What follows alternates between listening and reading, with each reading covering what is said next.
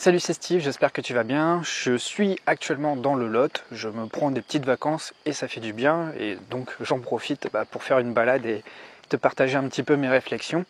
Des réflexions qui sont issues de mes derniers coachings. C'est drôle ce qui se passe très souvent en coaching, c'est que souvent il y a des mêmes problématiques qui reviennent par période, par saison. Et souvent ce sont des personnes qui reviennent avec le même type de problématiques en même temps. Et je trouve ça...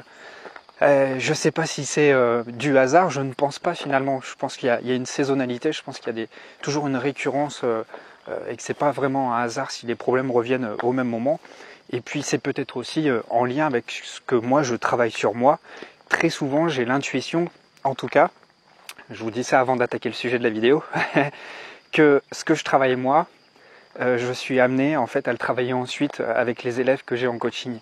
Et ça, je trouve ça super intéressant parce que ça me permet de consolider mes acquis et puis de continuer à travailler aussi ce que je travaille chez moi, de le travailler avec les élèves. Donc ça, c'est vraiment super intéressant. Alors, on peut se demander à quoi ça sert de souffrir. Est-ce que ça a vraiment un sens? Est-ce que ça me sert à quelque chose? Est-ce que je suis venu sur Terre pour en prendre plein la tête? Et est-ce que j'ai vraiment choisi ça? Et pourquoi tout me tombe dessus comme ça alors que moi finalement j'ai l'impression d'avoir rien choisi.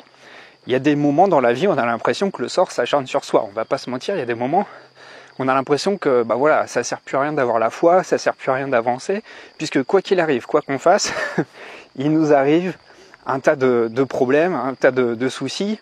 Et d'ailleurs c'était un homme politique, c'était Chirac qui disait ça, les emmerdes, ça vole toujours en escadrille. Ça n'arrive jamais seul, ça vole toujours en escadrille. Bon, il y a des moments comme ça, c'est vrai, où la vie paraît beaucoup plus difficile, beaucoup plus laborieuse. Et quoi qu'on essaie de mettre en place, il y a toujours des trucs qui nous reviennent en pleine figure. Comme ça, on subit vraiment des revers. Et bon, après tout ce que j'expérimente dans la vie, je me dis que finalement, ce qui nous arrive, je pense pas que c'est par masochisme, mais qu'on a choisi quelque part de vivre ces choses-là. Je pense que la situation dans laquelle on est, la famille dans laquelle on est arrivé, l'époque aussi, je pense que c'est quelque chose que quelque part on a choisi pour apprendre à résoudre des problématiques. Et on est amené à vivre des problèmes quelque part que l'on a choisi parce que ce sont des problèmes qui correspondent pile poil à nos blessures. Et ce sont les blessures que l'on a vécues dans l'enfance qui se rejouent dans la vie adulte, parce qu'une blessure, tant qu'elle n'est pas guérie, une blessure psychologique, c'est comme une blessure physique finalement. Quand tu la prends pas en charge, quand tu t'accordes pas du soin, quand tu t'accordes pas de l'attention, ça s'infecte et puis ça ne guérit pas. Bien, les blessures psychologiques, c'est en ça que c'est encore plus difficile à prendre en charge que les blessures physiques, c'est qu'elles ne se voient pas. Et le plus souvent, on ne se rend pas compte que l'on est en souffrance et on ne met pas en place les gestes qui sauvent pour pouvoir aller mieux. Et c'est là-dessus que j'aimerais accorder votre attention aujourd'hui. Si vous déplorez vraiment, si vous avez du mal en tout cas à reprendre le fil conducteur de votre vie, si vous avez de la difficulté à avancer, si vous êtes en souffrance en permanence, ce qui va vous aider, et ça c'est pas moi qui le dis, c'est même Viktor Frankl, il a écrit un livre sur la logothérapie. Il explique qu'il faut donner un sens à la souffrance. Viktor Frankl, c'est un médecin psychiatre qui a vécu les camps de concentration alors qu'il était adolescent. Et il était en études de médecine oui, je pense qu'il était en études de médecine, de psychiatrie. Et lorsqu'il vivait cette expérience dans les camps de concentration, ce qui lui a vraiment permis de tenir, c'est de se dire que l'expérience qu'il est en train de vivre allait pouvoir l'aider par la suite à développer toute une pratique, toute une discipline, donc la logothérapie, c'est-à-dire la thérapie par l'image, donner du sens en mettant des images sur des souffrances. Et il s'est dit que l'expérience qu'il était en train de traverser allait l'aider par la suite à faire ses armes pour contribuer à son échelle, à l'humanité, mais avant tout à lui-même. Et je pense que c'est en ce sens qu'on devrait envisager les choses. Lorsque vous vivez des périodes difficiles, on en vit tous, moi j'en ai vécu l'année dernière, c'est de se dire que c'est pas de la souffrance gratuite en fait, pour vous pourrir la vie. C'est une épreuve qui est là pour vous aider à vous faire grandir et pour vous apporter plus de force. C'est en traversant ces épreuves-là, en étant vraiment présent à soi-même et en traversant cette période d'adversité qu'on apprend vraiment à développer de nouvelles ressources en soi. Ou je pense, en tout cas j'ai l'intime conviction que ces ressources sont déjà présentes en soi et ce sont justement ces moments difficiles qui nous permettent de révéler ces ressources. Car sans moments compliqués, sans adversité, il n'y a aucune raison d'avoir accès à ces ressources si malgré tout on arrive à tenir un équilibre et qu'il n'y a rien qui vient perturber cet équilibre. Et bien justement, c'est quand votre équilibre personnel est perturbé que vous allez être amené à aller plonger au plus profond de vous pour aller chercher l'énergie vitale, cette pulsion de vie, cet élan de vie qui va vous aider à franchir ces obstacles, à résoudre vos problématiques et en tout cas apprendre à vous aimer. Parce que je pense que le plus gros problème dans les souffrances psychologiques, c'est ça. C'est l'accueil de soi, l'acceptation de soi. Et le plus souvent, quand on souffre, on est un peu dans le déni de sa personne. On a désappris à s'aimer. À l'origine, je pense que tout être humain qui naît au monde est rempli d'amour et quelque part, on désapprend à aimer, y compris soi-même. Et on désapprend à accueillir des parties de soi. Tout ce qu'on a pu expérimenter dans notre enfance, que ce soit le rejet, l'abandon, la trahison, l'humiliation, tout ça ce sont autant d'épreuves qui nous ont distanciés de nous-mêmes.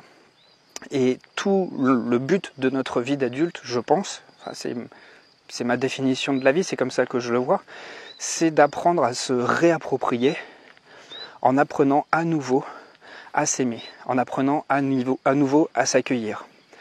Alors, je l'entends très souvent dans les coachings, des personnes qui ont des problématiques telles que par exemple la colère.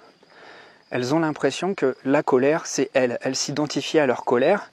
Du coup, elles se disent, pour aller mieux, il ne faut plus que je sois comme je suis. Il ne faut plus que je sois la même personne.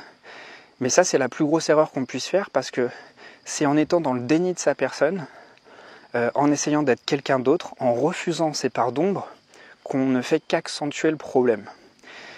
Par contre, ce qui va vraiment vous aider à avoir un meilleur équilibre, à vous sentir mieux, à moins partir dans les extrêmes, dans les dérives de votre comportement, c'est justement d'accueillir toutes ces parts d'ombre, c'est d'accueillir tous vos défauts, c'est d'apprendre à vous aimer tel que vous êtes. C'est pas un exercice facile, hein. Je dis pas que c'est facile, mais c'est en étant dans le parfait accueil de ces expériences de vie, de la manière dont vous réagissez, que vous allez beaucoup plus facilement retrouver un état de calme intérieur et que vous allez vraiment accéder aux ressources, aux bonnes ressources qui vont vous permettre de traverser ces périodes et surtout d'en apprendre plus sur vous.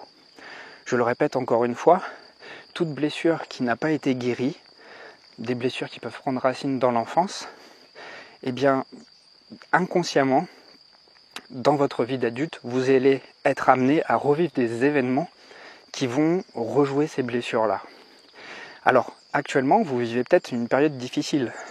Peut-être que vous avez perdu un proche, que vous ressentez de l'abandon, peut-être que, voilà, dans votre relation de couple, ça se passe mal, peut-être que vous ressentez du rejet, de la trahison ou de l'humiliation, peut-être que vous ressentez plein de choses comme ça. La première chose à faire, c'est d'arrêter de vous en vouloir, c'est de vous pardonner. Parce que la première personne à qui on en veut, c'est soi-même la plupart du temps, sauf qu'on ne s'en rend pas vraiment compte. Ça se traduit comment ? Le plus souvent, ça se traduit par de l'auto-sabotage. C'est-à-dire que on va se mettre à avoir des paroles déplacées, des comportements déplacés, on va se mettre à avoir en tout cas une attitude déplacée qui va, quelque part, briser tout ce qu'on a construit jusqu'à aujourd'hui. C'est une manière inconsciente de se mettre des bâtons dans les roues et d'auto-saboter notre équilibre. Alors, moi je vous encourage vraiment à en tout cas mettre le doigt sur vos blessures, sur ce qui vous fait mal. Ça demande un peu de silence. Voilà, des balades comme ça, c'est parfait. De l'introspection et surtout, sortir du jugement. Arrêtez de vous considérer comme une mauvaise personne. Arrêtez de vous considérer également comme une victime. c'est pas le but, mais simplement soyez dans cette posture de responsabilisation, tel un parent qui accueille la blessure d'un enfant, et de prendre cette responsabilité d'adulte que vous êtes devenu pour prendre en charge la blessure de votre enfant intérieur qui a été blessé. Ça va passer par du soin, ça va passer par beaucoup de temps, ça va passer par de l'attention aussi, et c'est toute cette manière d'être vis-à-vis de soi, cet auto-accompagnement qui va contribuer à retrouver un équilibre, une meilleure estime de soi, parce qu'on se considère autrement, sans jugement évidemment, et puis une meilleure confiance en soi, parce qu'on est conscient, dès lors qu'on a cette posture d'adulte, ce parent intérieur, on est conscient qu'on a les ressources pour pouvoir s'aider soi-même. Le plus souvent, on fait aussi cette erreur d'aller chercher à l'extérieur, sans forcément demander directement de l'aide. Je ne dis pas qu'il ne faut pas demander de l'aide, bien au contraire, c'est important. Mais des fois, on fait des demandes cachées d'aide. C'est-à-dire qu'on va aller chercher à l'extérieur, chez l'autre, par exemple notre partenaire amoureux, des choses qui nous manquent.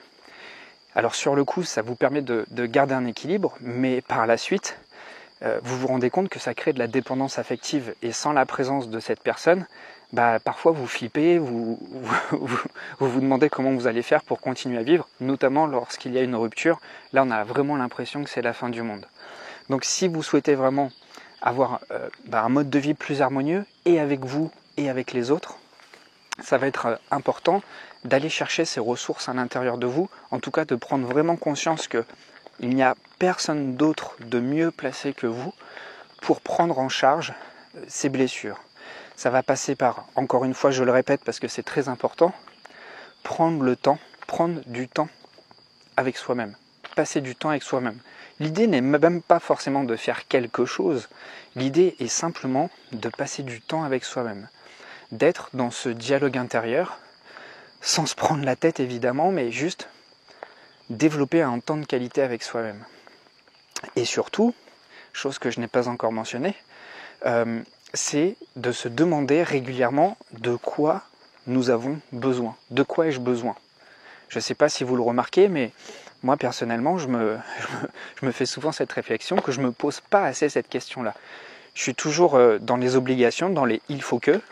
Il faut que je fasse une vidéo, il faut que je fasse ce coaching, il faut que je fasse cette formation, il faut que j'appelle un ami, je l'ai promis de l'appeler, il faut que j'aille voir ma grand-mère, ça fait longtemps que je l'ai vue. Voilà, toujours des trucs, des obligations. Mais est-ce que ça vous arrive à un moment de vous demander de quoi j'ai besoin ? De quoi j'ai besoin là pour mon équilibre ? Et ça devrait être une question quotidienne. À l'instar d'un parent, encore une fois, un parent qui vient vous demander est-ce que tu vas bien ? Est-ce que tu as besoin de quelque chose ? Et qu'est-ce que je peux faire pour que tu ailles bien ? Ça va vous permettre d'avoir une attitude bienveillante vis-à-vis de vous-même et de pouvoir garder un équilibre. Alors, l'idée, ce n'est pas, encore une fois, de se traiter en victime. L'idée, ce n'est pas de ne pas être sérieux, ce n'est pas de se laisser aller, encore une fois. L'idée, à travers cette vidéo, c'est d'être simplement présent à soi-même et de s'accorder une qualité de présence et une bienveillance qui va vous aider à déplacer des montagnes, qui va vous aider vraiment à traverser des défis incroyables et puis à vous dépasser aussi. Vous êtes votre meilleur allié. Si à chaque fois que vous vivez quelque chose de mal, vous culpabilisez, vous vous dites c'est de ma faute, je l'ai bien mérité, vous ne faites que remuer le couteau dans la plaie. Vous ne faites qu'accentuer cette blessure et ce n'est pas en ayant cette parole, ces pensées très jugeantes qui vont davantage vous auto-censurer et faire que vous allez davantage vous auto-saboter, que vous allez réussir. Il faut sortir de ce logiciel judéo-chrétien où on obtient le salut en souffrant. C'est quelque chose, il n'y a même pas besoin d'être croyant pour ça, c'est culturel. Notre culture est faite comme ça. Donc c'est important d'en prendre connaissance, d'en prendre conscience pour pouvoir faire un pas de côté et puis se dire ok, est-ce que j'ai vraiment besoin d'en baver, d'en chier, de souffrir à fond pour m'en sortir ? Non. En fait, ce qui va te permettre de te sentir mieux, d'accueillir d'un meilleur œil les choses de la vie, c'est d'être plus doux avec toi-même. Et tu vas t'apercevoir qu'en étant plus doux avec toi-même, le monde autour de toi va être aussi beaucoup plus doux, beaucoup plus sympathique, et tu vas avoir ce qu'on appelle de la chance. Finalement, les rapports que tu entretiens avec la vie, avec tes relations, mais j'ai envie de dire avec la vie en général, ce que tu entretiens autour de toi, c'est ni plus ni moins l'écho de la relation que tu as à l'intérieur de toi.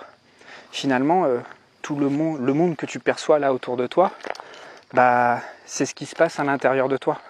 Je ne vais pas te faire des phrases à la Jean-Claude Van Damme, mais je pense que tu as compris le concept. Il suffit simplement de prendre cet exemple-là.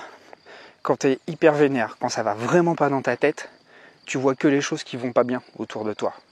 Et quand tu n'es pas bien, que tu es fatigué, que tu es dépressif, tout ce que tu vois autour de toi, c'est de la merde. C'est toujours comme ça.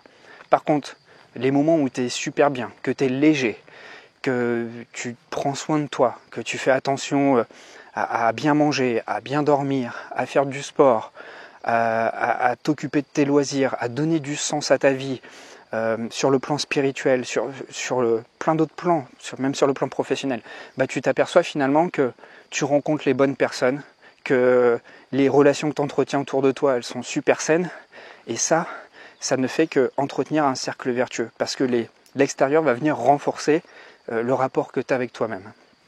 Alors, juste pour terminer cette vidéo, simplement, de quelle manière tu te parles, de quelle manière tu t'accordes du temps, de la bienveillance, et qu'est-ce que tu mets en place pour ça, C'est important de sortir des paroles jugeantes, de l'autocensure, de l'autosabotage, et de vraiment se parler avec bienveillance, de s'accorder du soin, et voilà, juste des paroles attentionnées. C'est tout ce que j'avais à te dire aujourd'hui. Si tu traverses une période assez compliquée, si tu as besoin de soutien, d'aide, en ce moment je propose des coachings. Si tu souhaites réserver un créneau avec moi, tu as juste à cliquer sur le lien sous la vidéo. Et une fois que tu as réservé ta séance, je te propose 3 créneaux. Tu choisis celui qui te convient le mieux. Et puis ça va être très rapide. Là en ce moment j'en prends pas mal. Et comme ça, on pourra interagir très rapidement et travailler ensemble sur ta problématique. Voilà, allez, moi je vais continuer ma balade. Je te dis à très vite et prends bien soin de toi. Ciao, ciao.